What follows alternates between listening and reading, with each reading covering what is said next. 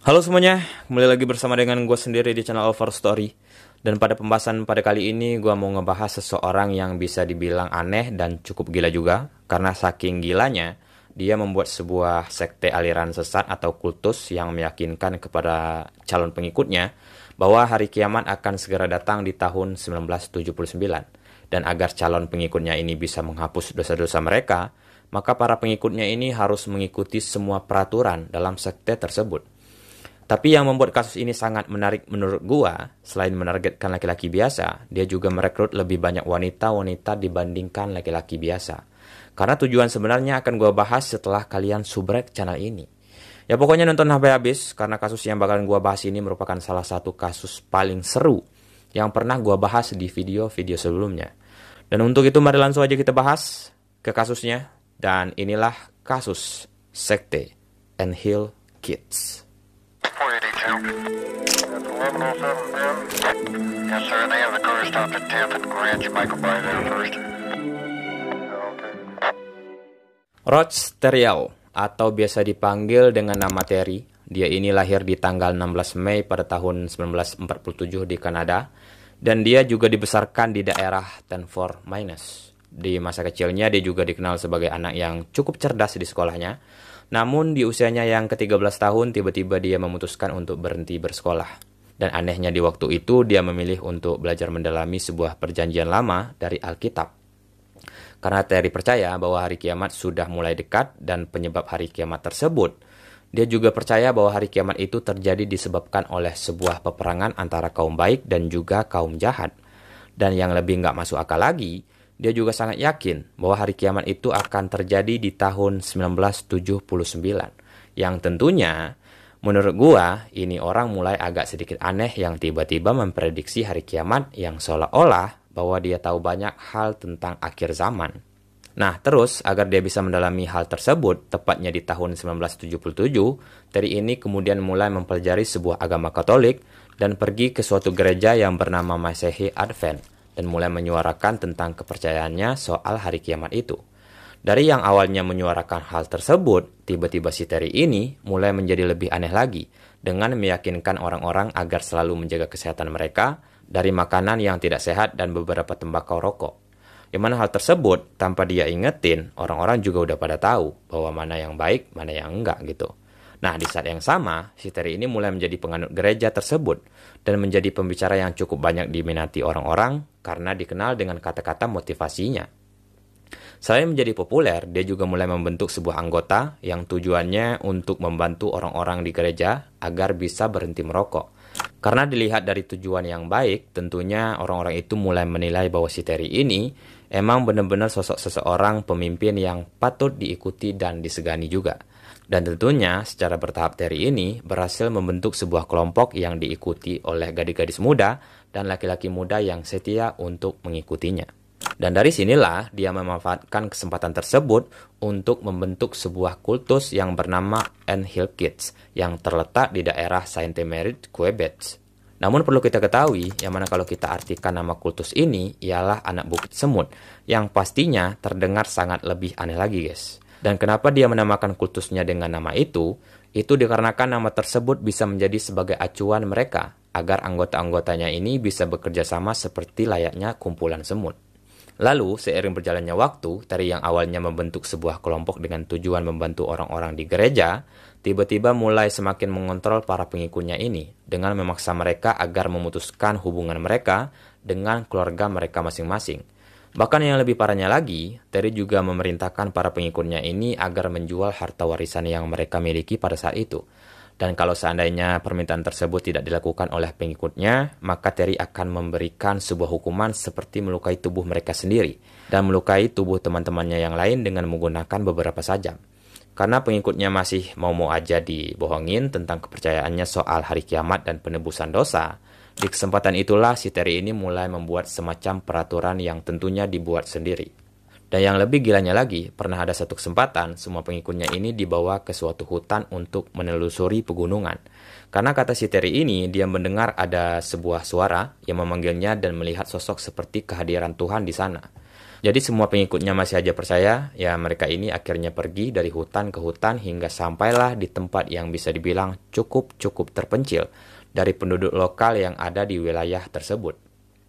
Nah, di tempat yang cukup terpencil ini, tadi mengatakan kepada semua pengikutnya bahwa dia dan semua pengikutnya itu akan pindah ke sana. Yang mana tempat tersebut, dia mengatakan kepada pengikutnya bahwa tempat itu adalah tempat suci untuk mereka bisa menghapus dosa-dosanya sebelum hari kiamat akan datang.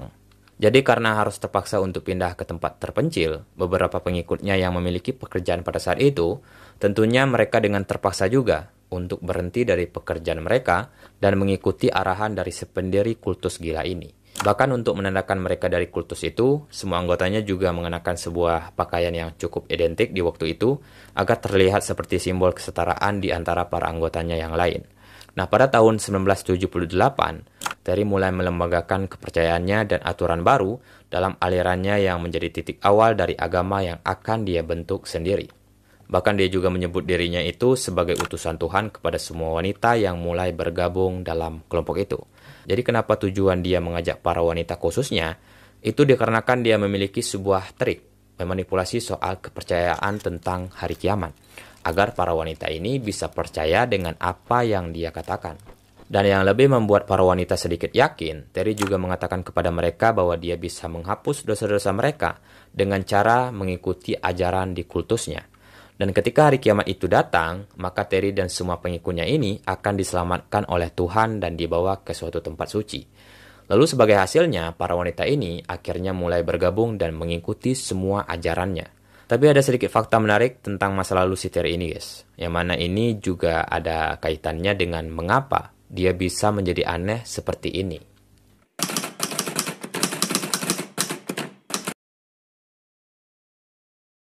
Oke, kita mundur sedikit di tahun 1967. Dulunya si Terry ini pernah menikah dengan istri pertamanya yang bernama Francine Grenier di saat Francine ini masih berusia 17 tahun. Dan sedangkan si Terry pada waktu itu masih berusia 21 tahun. Dan dari pernikahan mereka, pasangan tersebut juga memiliki 2 orang anak. Tapi setelah dikaruniai 2 orang anak, pernikahan mereka ini mulai tidak harmonis lagi. Karena istrinya sering memperdebatkan perihal alkohol yang membuat Terry kecanduan pada masa itu. Jadi si Terry tidak mau mendengarkan istrinya, Francine pun mulai agak sedikit tidak nyaman lagi, dan dia akhirnya mengajukan gugatan cerai pada saat itu. Karena mengingat si Terry ini sejak kecil mulai mendalami ilmu Alkitab, maka dari sinilah dia menghilangkan rasa kekecewaannya kepada mantan istrinya.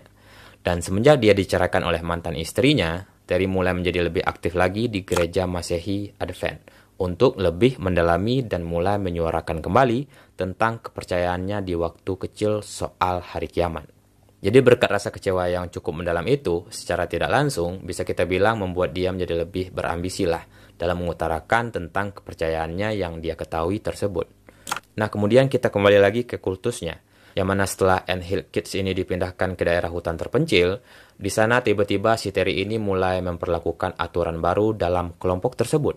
Bahkan dia juga memaksa para pengikutnya itu untuk melakukan kerja fisik yang sangat berat untuk membangun sebuah rumah di sana. Dan pada waktu itu juga, ternyata semua pengikutnya ini juga seringkali merasa kelaparan di saat mereka dipaksa membangun sebuah rumah.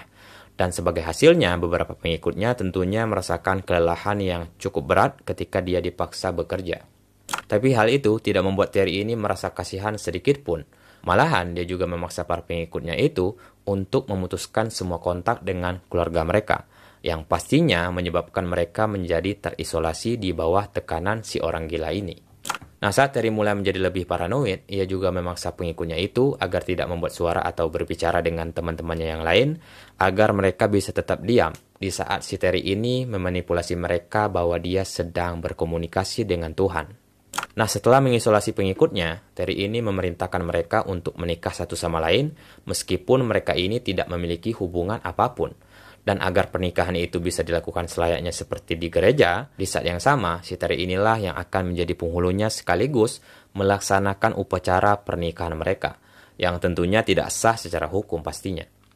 Nah, dengan pernikahan ini, dia gunakan sebagai salah satu cara untuk menegaskan bahwa kelompok wanita itu lebih tinggi di dalam kelompok tersebut, agar semua wanita pengikutnya itu menjadi lebih percaya bahwa Terry ini memang benar-benar dari utusan Tuhan. Dan begitu pun di tahun-tahun berikutnya, pasangan yang sudah dia nikahkan ini tentunya mendapatkan peraturan baru dari si Terry ini. Yang mana kalau mereka ingin melakukan hubungan ranjang, mereka sebelumnya harus mendapatkan persetujuan dari si Terry.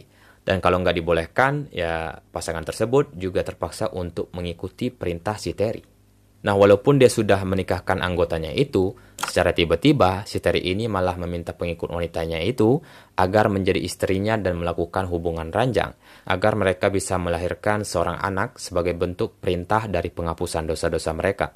Jadi, sekitar 9 orang wanita pengikutnya ini akhirnya dijadikan sebagai istrinya, dan hasil dari hubungan tersebut menghasilkan lebih dari 20 orang anak dari ke-9 wanita-wanita tersebut. Tapi siapa yang menyangka dari semua pengikutnya itu bakalan terus percaya dengan kebohongan-kebohongan yang sering dia katakan itu. Malahan ada salah satu dari anggotanya mulai merasa ajaran yang dia ikutin selama ini mulai tampak mencurigakan dan tidak masuk akal.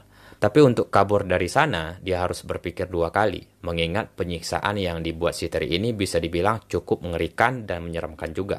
Nah, karena melihat kultus dan ajaran yang bisa dibilang sesat ini, ditambah lagi mereka tidak dibolehkan pulang ke rumah, di saat yang sama, salah satu keluarga mereka ini mulai melaporkan ke polisi agar menyelidiki tentang komunitas yang dibuat oleh si Terry ini.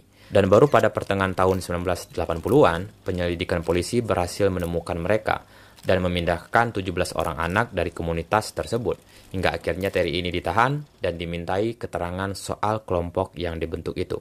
Tapi setelah ditahan dan diinterogasi, si Terry ini meyakinkan pekerja sosial dan penegak hukum bahwa ia hanyalah anggota komunitas yang sehat dan berfokus pada alam yang membuat keputusan sebagai sebuah kelompok. Dan yang membuat hal ini lebih mengkagetkan lagi, si Terry malah dinyatakan sebagai orang yang normal setelah dicek oleh psikiater dari pihak kepolisian. Bahkan salah satu anggota penegak hukum juga berpendapat bahwa anak-anak tersebut harus dikembalikan ke komunitas tersebut. Dan karena Terry ini dianggap tidak melanggar hukum pada saat itu, dia kemudian dibebaskan oleh polisi. Namun seiring berjalannya waktu, Terry ini mulai menjadi semakin kasar ke semua pengikutnya, seperti memukul, menendang, dan mengencingi para pengikutnya ini di hadapan para pengikutnya yang lain. Bahkan lebih nggak masuk akal lagi, Terry ini juga memaksa para anggotanya itu untuk memotong jari tangan dan kaki satu sama lain untuk membuktikan sebuah kesetiaan mereka kepadanya.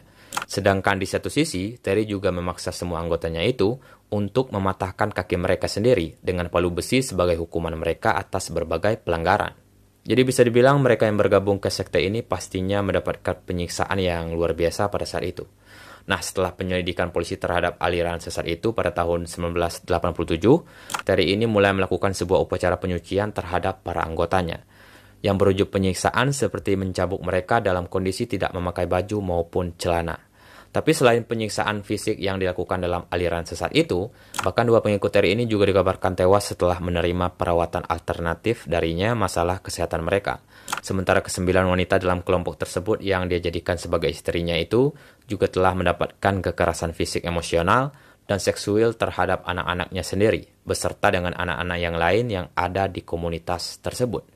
Dan dalam salah satu hukuman terburuk dari sekte ini, di mana pada saat Terry menyiksa seorang anak yang akan diikat di sebuah pohon, dan sementara anak-anak yang lain akan dipaksa untuk melemparkan batu ke arah mereka. Terus, Terry juga memaksa salah satu istrinya itu untuk meninggalkan bayi laki-laki mereka di luar rumah sampai mereka meninggal. Nah, ketika ada salah satu anggotanya yang bernama Gabriel Level melarikan diri dari sekte tersebut pada tahun 1987, ia juga melaporkan kepada polisi bahwa Terry ini telah mencabut 8 giginya dengan menggunakan sebuah tang.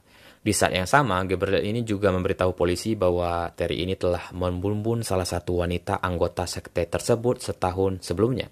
Yang mana pada tanggal 28 September di tahun 1988, Terry yang sedang mencoba melakukan sebuah operasi pada istrinya dan pengikutnya yang bernama Solang Boislar yang pada waktu itu masih berusia 21 tahun. Yang mengatakan kepada Terry bahwa dia mengalami kesakitan yang luar biasa di bagian perutnya yang mungkin penyakit tersebut bisa disembuhkan oleh Terry di saat itu. Namun pas waktu Terry mencoba melakukan operasi di bagian perut istrinya yang pastinya tidak memiliki ilmu soal kesehatan, dengan nekatnya Terry ini membedah perut istrinya hingga mengeluarkan semua isi perutnya yang menyebabkan dia tewas dalam hitungan menit. Terus, Terry mengatakan kepada semua pengikutnya bahwa dia dapat menghidupkan orang mati dengan melakukan sebuah upacara bersama dengan syaratnya menodai tubuh orang tersebut. Nah, dari kematian istrinya, Terry ini kemudian mulai mengambil tulang rusuknya untuk dia jadikan sebagai kalung agar dia bisa memakainya. Nah, berkat pelarian Gabriel yang mengungkapkan tentang semua sekte sesat itu, si Terry ini akhirnya ditangkap pada tanggal 6 Oktober di tahun 1989 setelah menjadi buronan polisi selama 1 bulan sebelumnya. Karena sudah berhasil ditangkap, Terry dan beberapa anggotanya yang lain kemudian didakwa dengan berbagai kejahatan termasuk pembunuhan Boislar dan penyerangan terhadap Gabriel.